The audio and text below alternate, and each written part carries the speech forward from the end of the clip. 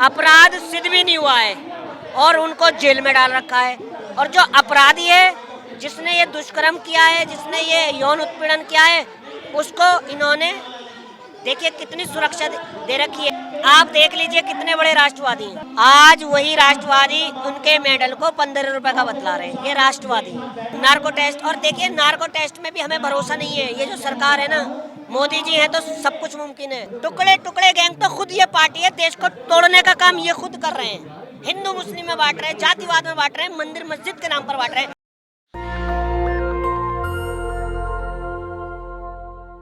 नमस्कार, बहुत स्वागत है आप सभी का एक बार फिर से। हमारे साथ जिसे आप देख रहे हैं, इनका नाम है मेहताब हिंदुस्तानी। इनके कद पर मत जाइए, ये जब बोलते हैं तो आज से अच्छों के पसीने छुड़ा देते हैं। बताइए यहाँ क्यों आए हैं? मैं बेटियों के सम्मान में आया हूँ, जो मेरे पहलवान सम्मानित बेटियाँ, जो उन पर अपराध हुआ है, जो उन पर बीती है, वो उनके समर्थन में आया। इन पर बीती है, इन पर नहीं बीती है, बीती किसी और पे है, ये किसी और की आवाज़ बन रही है। नहीं, बिल्कुल गलत। कहा तो यही जा रहा है कि इनका नहीं हुआ, इनके साथ कोई छेड़खानी नहीं हुई है, और ये लोग बता रही हैं कि कोई दूसरी महिला पहलवान है। चलिए मैं सपोज करता हूँ किसी और पे हुआ है, इन पे नहीं हुआ। अब किसी और पे हुआ है तभी तो मैं इनके समर्थन में आया हूँ, क्योंकि उन पे हुआ है, कल मेरे घर में भी ये हो सकता है।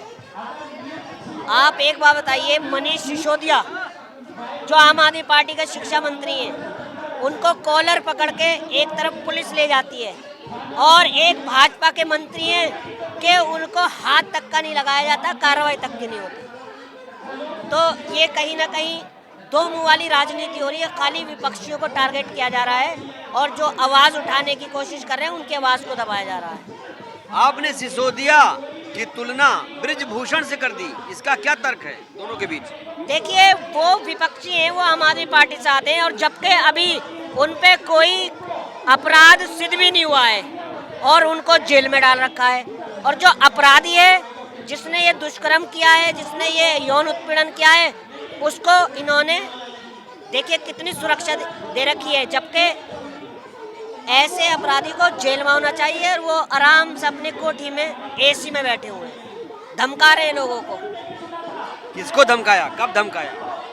बहुत अपनी वीडियो डाल रहे हैं। वो क्या कह रहे हैं? कि जो ज़्यादा इसमें इन्वॉल्व हो रहे हैं वो सब नज़र में रखे जा रहे हैं। तो बिल्कुल कहीं ना कहीं लोकतंत्र की और संविधान की हत्या और गला घोटा जा रहा है।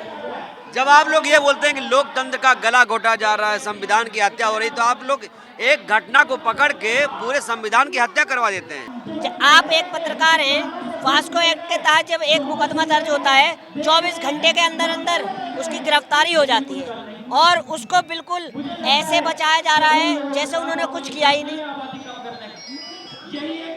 ये जो लड़ाई आप लोग लड़ रहे हैं, क्या लगता है कितनी लंबी चलेगी? कुछ अंत है इसका कहीं?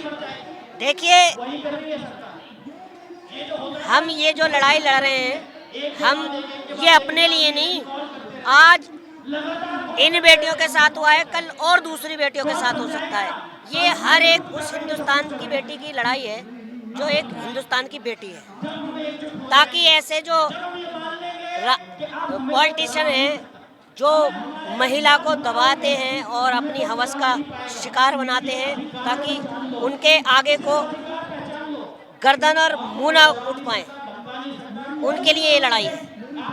आप दिल्ली में रहते हैं, क्या लगता है दिल्ली में बेटियां सेफ नहीं हैं? अरे सर, दिल्ली में ही क्या, पूरे देश में देख लीजिए आप। एक हाथरस में जिंदा लड़की को जला दिया जाता है, उसके माँ बाप से, माता पिता से बगैर पूछे अंतिम संस्कार किया जाता है।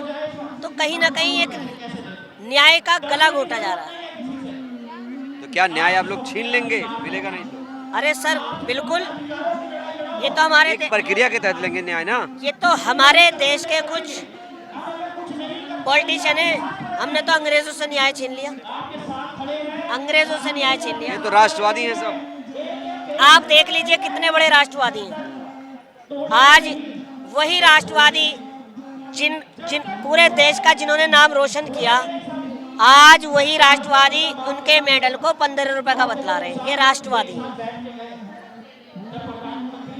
मतलब ये आपको जो 15 रुपए वाला कॉन्सेप्ट है, क्या लगता है कि मेडल को जिस तरीके से 15 रुपए में बता दिया गया, क्या ये चोट पहुंचाने की कोशिश थी उधर की तरफ से इन बेटियों को, पहलवानों को? एक बात बोल रहा हूँ मैं आपके चैनल से कि एक बार ब्रजभूषण शरण सिंह इन 7 बेटियों से 7 बेटियां हैं, ये एक भी बेटी से कुश्ती लड़के दिखाए और जीत करके दिखा दे, फिर इन्हें मेडल की कीमत पता चल जाएगी। अगर मेडल पैसों से तोले जाते ना तो अडानी अंबानी जैसों के घर मेडलों की लाइन लगी हुई होती। बड़े शर्म की बात है कि आप पहले अपराध करते हो और फिर घिनौने अपने विचार रखते हो, तो बड़े शर्म की बात है। उन बच्चियों से पूछिए, उन बच्चियों के माता पिता से पूछिए जिनकी 20 साल की तपस्या और मेहनत। आप लोग पॉलिटिक्स कर रहे हैं सीधा सीधा? बिल्कुल पॉलिटिक्स। बताइए मैं कैसे पॉलिटिक्स कर रहा हूँ? जो भी यहाँ आ रहा है उस पर आरोप है कि वो विपक्षियों की तरफ से है। ये जो मंच है विपक्षियों के लिए तैयार किया गया है 2024 की तैयारी। अगर उनकी नज़र में ये पॉलिटिक्स करना है तो मैं उनको कहना चाहता हूँ आपके कैमरे के माध्यम से कि हम बेटियों को न्याय दिलाएंगे, चाहे पॉलिटिक्स से दिलाया जाए, चाहे लड़के दिला जाए, कैसे ही भी दिलाया जाए, बेटियों को न्याय दिलाएंगे अगर उनकी नज़र में ये पॉलिटिक्स है। अरे कैसे दिलाएंगे न्याय? बिल्कुल मिलेगा, क्यों नहीं मिलेगा? जांच चल रही तो ऐसे चलेगी जांच? कैसे चलनी चाहिए? ऐसे चलेगी कि वो आज 1 महीने बाद कह रहे हैं मेरा नार्को टेस्ट। और देखिए नार्को टेस्ट में भी हमें भरोसा नहीं है। ये जो सरकार है ना, मोदी जी है तो सब कुछ मुमकिन है, कुछ भी हो सकता है। नार्को टेस्ट हो तो सुप्रीम कोर्ट की निगरानी में हो, मीडिया की निगरानी में हो, कहीं हमारे पहलवानों को नुकसान तो ना हो जाए, नुकसान तो ना पहुंचाया जाए। अगर कोई मेडिसिन भी लाई जाए तो खुद लेकर आएंगे। इसमें मतलब आपको सरकार पर भरोसा नहीं रहा? क्यों डगमगा रहे हैं आप लोग? नहीं डगमगा नहीं रहे, हम बिल्कुल अपनी जगह डग हैं, मगर सरकार जो है वो कहीं ना कहीं डगमगा रही है। इतना विश्वास की कमी क्यों? खुद कमी कर रखी है इन्होंने, खुद गंदी राजनीति गंदी कर रखी है इन्होंने। अपने आदमी को बचा रहे हैं, अपने आदमी को बचा रहे हैं, अपने आदमी को बचा रहे हैं। नहीं, बचा कौन रहा है? बता मोदी बचा रहा है और कौन बचा रहा है? मोदी जी कैसे बता रहे हैं? वो तो देश बना रहे हैं। देश कहाँ से बन रहा है? देश कहाँ से बन रहा है? ऑस्ट्रेलिया में जा रहे हैं, जापान जा रहे हैं, सब हालात खराब है। अडानी उडनी लाइन्स वाले सब इकट्ठे कर गए उन्होंने बंदे का, बाहर तो बंदे इकट्ठे कर रखे हैं। मोदी जी अब देश को मजबूत कर रहे हैं अंतर्राष्ट्रीय मंच पर। कोई मजबूत नहीं हो रहा, नहीं मजबूत हो रहा है ना, सब है दिखावा है। 24 में क्या लगता है? देखो क्या होता है, ये तो समय बताएगा।